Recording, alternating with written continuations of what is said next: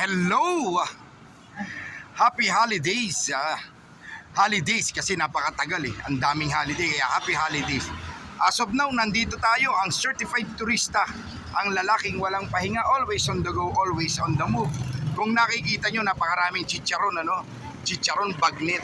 Ito yung mainland ng chicharon na kilalang kilala dito sa bayan ng San Miguel. Take note, pag nasa bayan ka raw ng San Miguel, Bulacan, pag wala kang dalang chicharon bagnet, hindi ka galing dito. So kailangan ma-experience mo to. Ayan, lahat ng klaseng chicharon nandito. Lahat ng klaseng pasalubong na masasarap. Pero in fairness, talagang specialty nila itong bagnet chicharon. Ayan.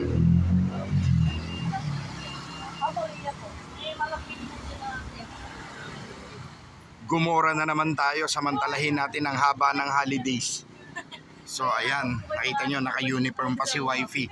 Yan yung uniform namin, certified turista. Ang lalaki at ang babaeng walang pahinga. Always on the go, always on the move. Kung nakikita nyo, ang daming namimili pa rin. Tapos na Christmas, tapos na yung New Year. Kasi naman talaga dinadayo to rito. Pagdating sa chicharon, San Miguel, Bulacan.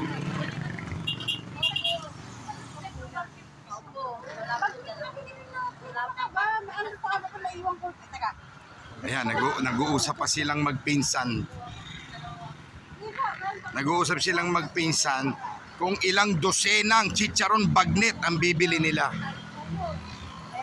Eto, merong 1 for 150, merong 2 for 150, merong 3 for 100. Pero syempre, yung 1 for 150, yun yung talagang pinakamasarap, pinaka-special. Meron ding dilis. Ayan, iba't ibang klaseng, yun, special butcheron. I like that. I love it. Delicious.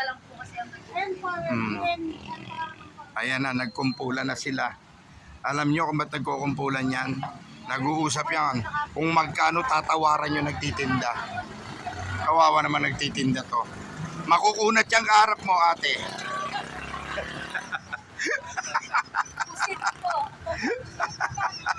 Natawa si ate.